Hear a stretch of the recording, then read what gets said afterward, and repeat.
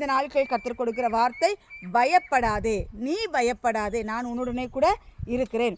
அதில் 6வது வசனத்தில் சொல்லப்பட்டிருக்கு, மத்தேயு 24:6, யுத்தங்களின் செய்திகளையும் கேள்விப்படுவீர்கள், கலங்காதபடிக்கு எச்சரிக்கையாயிருங்கள், இவைகளெல்லாம் சம்பவிக்க வேண்டியதே. இதெல்லாம் வரும். நான் வருகிற கர்த்தருடைய வருகை இருக்குல்ல, அதாண்டு சொல்ல, நான் வருகிறதற்கு அடையாளமாக இதெல்லாம் வரும். அதனால் நீங்கள் பயப்படாமல் கலங்காமல் இருங்கள். ஜனத்துக்கு விரோதமாய் ஜனமும் ராஜ்யத்துக்கு விரோதமாய் ராஜ்யமும் எழும்பும், பஞ்சங்களும் கொள்ளை நோயும் பூமி அதிர்ச்சிகளும் பல இடங்களில் உண்டாகும்.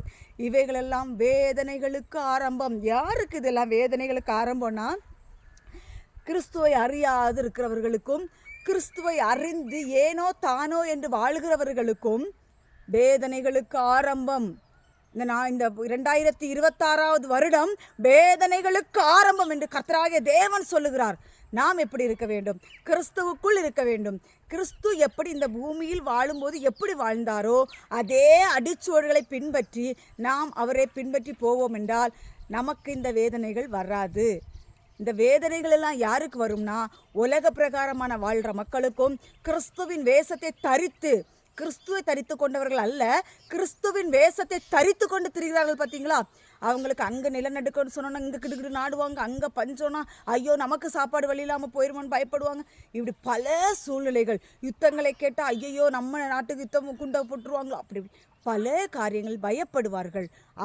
ஆனால் கர்த்தருடைய பிள்ளைகள் கிறிஸ்துவுக்குள் இருப்பவர்களை பார்த்து பயப்படுகிற சூழ்நிலைகள், பயப்படுற தருணங்கள் வரும். ஆண்டவர் ஆகிய தேவன் இந்த நாட்களை சொல்லுகிற வார்த்தை, நீ பயப்படாதே என்று கர்த்தர் சொல்லுகிறார். இந்த வருஷத்திலே 2026வது வருடத்திலே எத்தனையோ வாக்குத்தத்தங்கள் வரலாம்.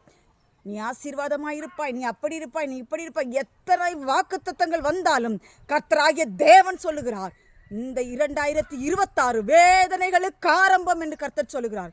வேதனை வரக்கூடிய 2026வது வருடம். இந்த வருடத்திலே கொள்ளை நோய் தலைவிரிக்கும், பஞ்சம் தலைவிரிக்கும், யுத்தங்கள் பயங்கரமாயிருக்கும், பயங்கரமான யுத்தங்கள் நடக்கப் போகிறது. ஆமென். இப்படிப்பட்ட வேதனைகளுக்கு ஆரம்பமான காரியங்கள் நடக்கப் போகிறது. அதனால் கர்த்தருடைய பிள்ளைகளே, கிறிஸ்துவுக்குள் வாழ்பவர்களே, உங்களை பார்த்து ஆண்டவர் சொல்லுகிறார், பயப்படாதே என் மகனே, பயப்படாதே மகளே, உன்னை அழைத்து கொண்டு போகிறதற்கு நாள் நெருங்கிவிட்டது, நான் வரப்போகிறேன், இதோ நான் சீக்கிரமாய் வருகிறேன் என்று தேவன் சொல்லுகிறார். ரொம்ப சந்தோஷமாயிருங்க. இப்படிப்பட்ட சூழ்நிலைகளெல்லாம் பார்க்கும் பொழுது பயப்பட வேண்டாம், கலங்க வேண்டாம், திகைக்க வேண்டாம். கர்த்தர் நம்மளை பலப்படுத்துவார். கர்த்தர் நம்ம கூடவே தான் இருக்கிறார். நமக்கு சகாயம் செய்வார். நம்மளை பலப்படுத்தி நமக்கு சகாயம் செய்ய அவர் வல்லவராயிருக்கிறார். அதனால்